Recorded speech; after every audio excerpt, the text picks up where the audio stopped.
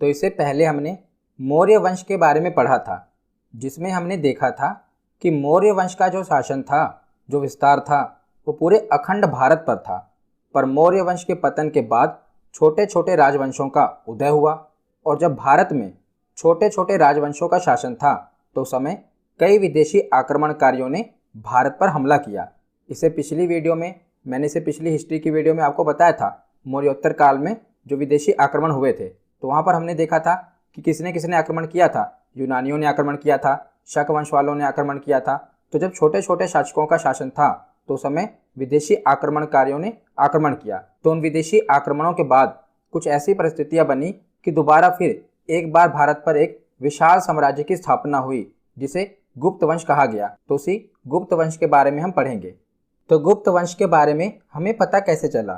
तो गुप्त वंश के इतिहास को जानने के स्रोत के रूप में साहित्यिक साक्ष्य, अभिलेख के साक्ष्य और विदेशी यात्रियों के विवरण का सहारा लिया गया है। तो हमें साहित्यिक स्रोत, बौद्ध ग्रंथ और कुछ विदेशी विवरण हैं जिनसे हमें गुप्त वंश के बारे में पता चला है। जैसे कि अगर हम साहित्यिक स्रोत देखें तो वायु पुराण, मत्स्य पुराण, कालिदास की रचनाएं और मुद्रा राक्षस, इनसे हमें गुप्त वंश के बारे में पता चला है। अगर हम बौद्ध ग्रंथ देखें तो आर्य मंजूश्री, मूलकल्प एवं वसबंधु चरित जैसे बौद्ध ग्रंथों से हमें गुप्त वंश के बारे में जानकारी मिली है। और अगर हम विदेशी विवरण देखें तो फाहियान, ह्यांगसांग और अलबरूनी, इनकी रचनाओं से भी हमें गुप्त वंश के बारे में पता चला है। तो ऐसा माना जाता है कि गुप्त वंश के संस्थापक कुषाण शासकों के सामंत थे। इसे पिछली वीडियो में हमने कुषाण वंश के बारे में पढ़ा था ना। तो ऐसा माना जाता है कि कुषाण शासकों के सामंतों ने ही आगे चलकर गुप्त वंश की स्थापना की थी, और अधिकतर इतिहासकारों के अनुसार यह वैश्य थे। तो इसमें थोड़ा मतभेद है। कईयों का मानना है कि गुप्त थे वो ब्राह्मण थे, पर कईयों का मानना है कि ये वैश्य थे। पर अधिकतर इतिहासकारों का मानना है कि गुप्त वैश्य थे। तो गुप्त वंश की स्थापना किसने की थी? तो गुप्त वंश की स्थापना श्रीगुप्त ने की थी। अब हम आगे देखते हैं। तो एक एक करके अब हम गुप्त वंश के जिन महत्वपूर्ण शासकों ने शासन किया उनके बारे में पढ़ते हैं। तो सबसे पहले देखते हैं श्रीगुप्त। तो गुप्त वंश का संस्थापक श्रीगुप्त को माना जाता है। तो गुप्त वंश की स्थापना किसने की थी? श्रीगुप्त ने की थी। इसने 240 ईस्वी में गुप्त वंश की स्थापना की थी और 240 ईस्वी से लेकर 280 ईस्वी तक शासन किया। इसने महाराजा की उपाधि धारण की थी। किसने? श्रीगुप्त ने। तो श्रीगुप्त से सिर्फ एक ही प्रश्न बनता है, किसने गुप्त वंश की स्थापना की थी। उसके बाद इसका उत्तराधिकारी बना घटोत्कच। तो श्रीगुप्त के बाद उसका पुत्र घटोत्कच उसका उत्तराधिकारी बना, पर इसने कुछ ऐसे कार्य नहीं किए जो हम इतिहास में पढ़ें। बस आपको इतना याद रखना है कि श्रीगुप्त के बाद उसका उत्तराधिकारी बना उसका पुत्र घटोत्कच। इसने भी अपने पिता की तरह महाराजा की उपाधि धारण की। इसके पिता ने भी महाराजा की उपाधि धारण की थी, इसने भी महाराजा की उपाधि धारण की। तो घटोत्कच के बाद अगला शासक बना चंद्रगुप्त प्रथम। ये इंपॉर्टेंट है। चंद्रगुप्त प्रथम गुप्त वंश का प्रथम महत्वपूर्ण राजा था और इसे गुप्त वंश का वास्तविक संस्थापक भी माना जाता है। वैसे तो जो गुप्त वंश का संस्थापक है वो श्रीगुप्त है, पर इसने कोई ऐसे कार्य नहीं किए महत्वपूर्ण, बस इसने स्थापना कर दी। पर जो चंद्रगुप्त प्रथम है इसे वास्तविक संस्थापक माना जाता है गुप्त वंश का। यह एक महत्वपूर्ण राजा था गुप्त वंश का। इसने महाराजा धीराज की उपाधि धारण की थी। कौन सी उपाधि थी? महाराजा धीराज। चंद्रगुप्त ने महाराजा धीराज की उपाधि धारण की थी। और चंद्रगुप्त प्रथम का विवाह किसके साथ हुआ था? लिच्छवी वंश की राजकुमारी कुमार देवी से इसका विवाह हुआ था। और चंद्रगुप्त प्रथम ने जब इसका राज्य अभिषेक हुआ था उस समय 319 ईस्वी में इसने गुप्त संवत की शुरुआत भी की थी। किसने की थी? तो आपसे पूछा जाता है कि गुप्त संवत की शुरुआत किसने की थी? तो चंद्रगुप्त प्रथम ने जब इसका राज्य अभिषेक हुआ था तब इसने गुप्त संवत की शुरुआत की थी। संवत यानी कि कैलेंडर। उसके बाद देखते हैं तो अगला शासक बना समुद्रगुप्त। तो यह कुमार देवी का पुत्र था। अभी हमने पीछे पढ़ा ना कि चंद्रगुप्त प्रथम का विवाह हुआ था कुमार देवी से, तो कुमार देवी का पुत्र था समुद्रगुप्त। यह अगला शासक बना। और समुद्रगुप्त अपने आप को लिच्छवी दोहित्र कहता था। दोहित्र यानी कि नाती, क्योंकि इसके पिता की शादी कहाँ से हुई थी? लिच्छवी वंश की राजकुमारी से हुई थी। तो ये अपने आप को लिच्छवी का नाती कहता था। और समुद्रगुप्त की नीतियाँ आक्रामक तथा विस्तारवादी थी। इसने आर्यावर्त यानी कि उत्तर भारत के 9 राज्यों को जीतकर अपने साम्राज्य में मिला लिया, और जबकि दक्षिणावर्त यानी कि दक्षिण भारत के 12 राज्यों को भी पराजित कर दिया। इन्हीं विजयों के कारण इसे भारत का नेपोलियन कहा जाता है। वेरी वेरी वेरी इंपॉर्टेंट, कई बार एग्जाम में पूछा गया है कि भारत का नेपोलियन किसे कहा जाता है, तो समुद्रगुप्त को ही भारत का नेपोलियन कहा जाता है। इंपॉर्टेंट है, याद रखिएगा। और समुद्रगुप्त के दरबारी कवि कौन थे, तो हरिसेन। ये भी अभी एसएससी में पूछा गया था कि हरिसेन किसके दरबार के कवि थे, तो ये समुद्रगुप्त के दरबारी कवि थे हरिसेन, जिन्होंने इलाहाबाद प्रशस्ति की रचना की थी हरिसेन ने। और समुद्रगुप्त संगीत प्रेमी था। ऐसा अनुमान इसलिए लगाया जाता है क्योंकि इसके शासन के दौरान चलाए गए सिक्कों पर इसके वीणा बजाते हुए चित्रों का अंकित किया गया था। ये वेरी वेरी इंपॉर्टेंट है। ये भी ये कई बार एग्जाम में पूछा गया है कि किसने सिक्के चलाए थे जिस पर वीणा बजाते हुए चित्रों का अंकित किया गया है, तो ये कौन था, समुद्रगुप्त। इसके वीणा बजाते हुए चित्र अंकित किए गए थे स्वर्ण मुद्राओं पर, याद रखिएगा। ये कौन था, समुद्रगुप्त। तो समुद्रगुप्त के बाद अगला शासक बना रामगुप्त। तो समुद्रगुप्त के बाद रामगुप्त अगला शासक बना, परंतु ये एक अयोग्य शासक था। इसका ज़्यादा देर तक शासन भी नहीं रहा, एक ये अयोग्य शासक था। तो उसके बाद अगला शासक बना चंद्रगुप्त द्वितीय। इसने मालवा व गुजरात के शक शासकों को पराजित किया और शक पर विजय के बाद इसने विक्रमादित्य की उपाधि धारण की, याद रखिएगा। इसने जब शक शासकों को पराजित किया उसके बाद कौन सी उपाधि धारण की, विक्रमादित्य। विक्रमादित्य यानी कि शूरवीर। तो विक्रमादित्य की उपाधि किस गुप्त शासक ने धारण की थी, कई बार पूछा गया है, चंद्रगुप्त द्वितीय ने। और ये गुप्त साम्राज्य का पहला शासक था जिसने चांदी के सिक्के चलवाए थे।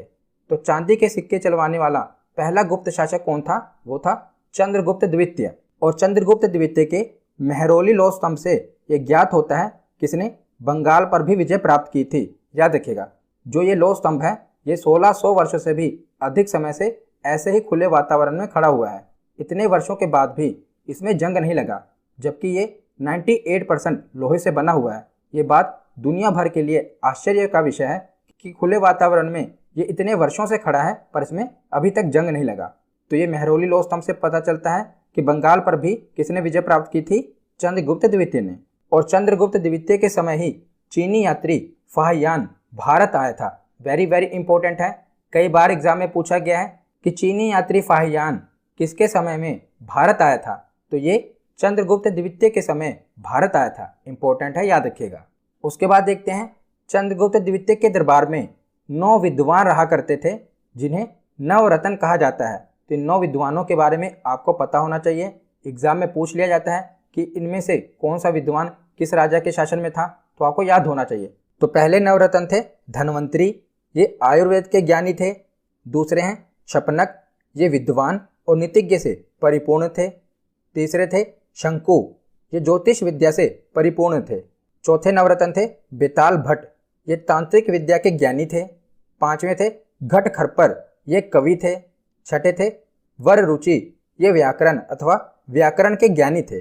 सातवें नवरत्न थे अमर सिंह, ये कोशकार से संबंधित कार्य से परिपूर्ण थे। आठवें नवरत्न थे वराह मिहिर, ये खगोल वैज्ञानिक थे।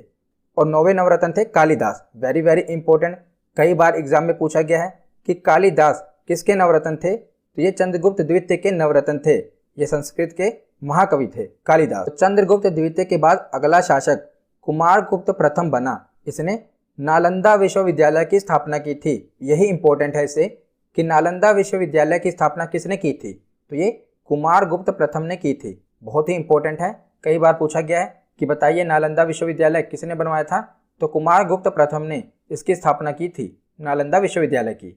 तो कुमारगुप्त के बाद अगला शासक बना स्कंदगुप्त। और इसके बाद गुप्त वंश में कई छोटे छोटे शासक हुए जो कि हमारे लिए इंपॉर्टेंट नहीं है। उनमें से जो इंपॉर्टेंट है वो देख लेते हैं। तो एरन अभिलेख से हमें भानुगुप्त के शासन की जानकारी मिलती है। तो भानुगुप्त भी गुप्त वंश का ही शासक था, पर इसे इंपॉर्टेंट क्या है, ये इंपॉर्टेंट ये है कि एरन अभिलेख मिला है इसके शासन के दौरान, जिससे हमें सती प्रथा का पहला साक्ष्य मिला है। तो एग्जाम में यही पूछा जाता है कि सती प्रथा का साक्ष्य किस अभिलेख से मिला है, एरन अभिलेख से मिला है। और इसी अभिलेख से हमें भानुगुप्त के शासन के बारे में भी जानकारी मिलती है, एरन अभिलेख से, जिससे हमें सती प्रथा का पहला साक्ष्य मिला है। तो सती प्रथा की सबसे पहली जानकारी हमें कहाँ से मिली है, एरन अभिलेख से मिली है।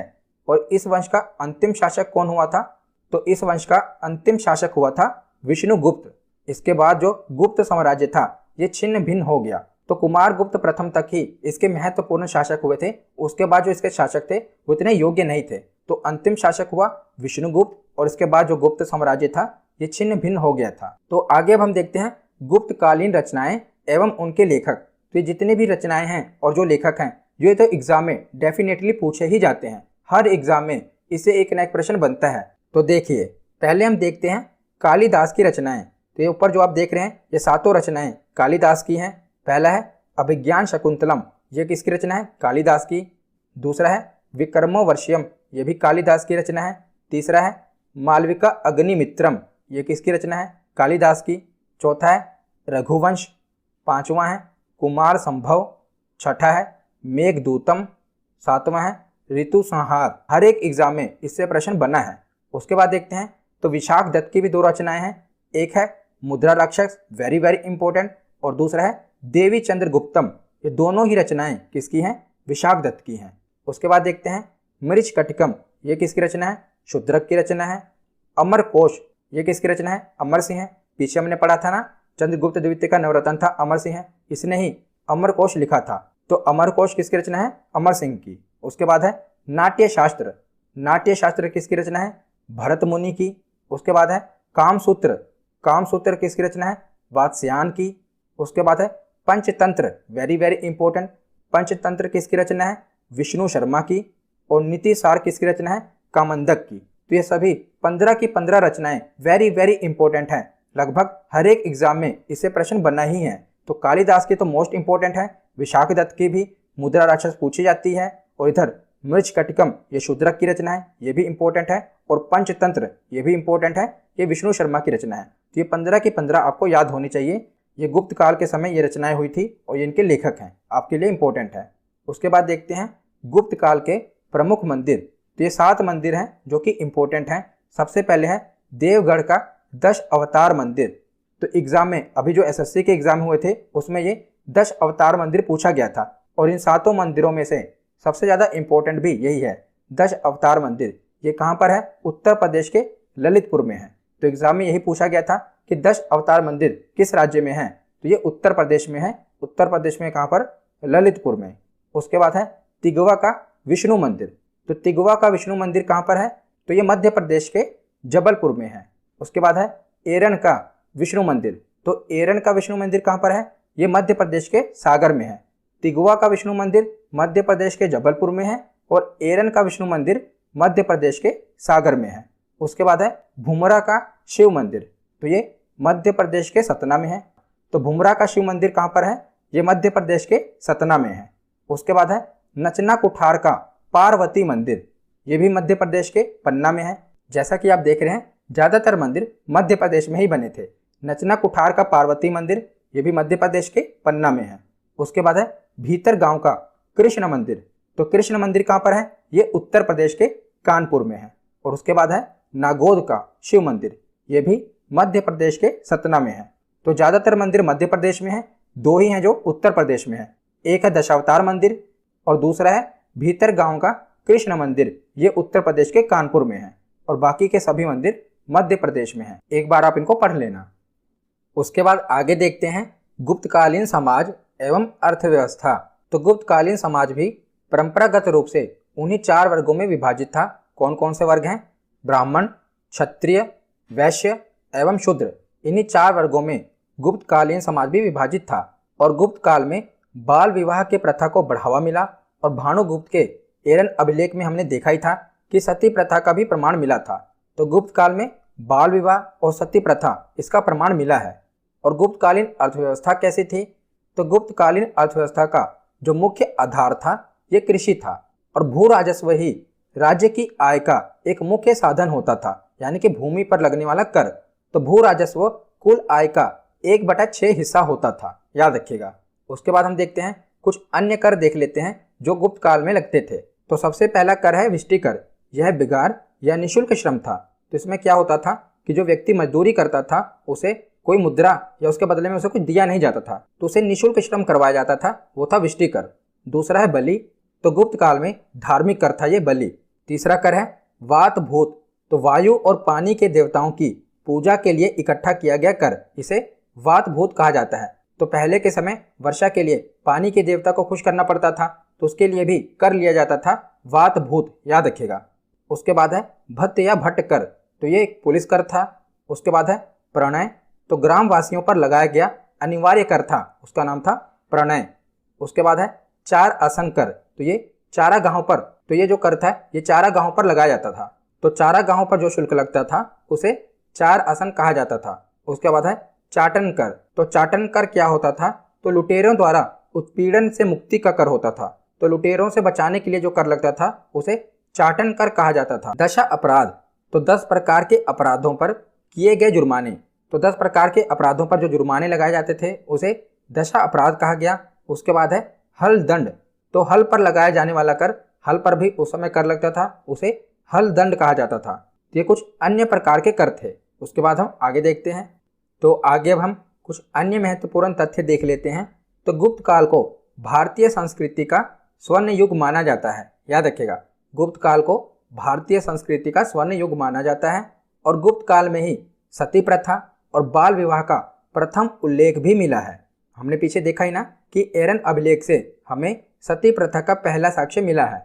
उसके बाद है कि इसमें शासन की सबसे बड़ी इकाई देश होती थी, और देश का एक सर्वोच्च होता था जिसे राजा कहा जाता था, और शासन की सबसे छोटी इकाई गांव होती थी जो कि ग्रामीण के अधीन होती थी। और गुप्त काल में स्वर्ण मुद्रा को क्या कहा जाता था, दिनार कहा जाता था। याद रखिएगा कि गुप्त काल में जो स्वर्ण मुद्राएं चलती थी उन्हें दिनार कहा जाता था। और गुप्त काल के जो राजा थे उनकी जो प्रमुख भाषा थी वो संस्कृत भाषा थी, ये भी याद रख लीजिएगा।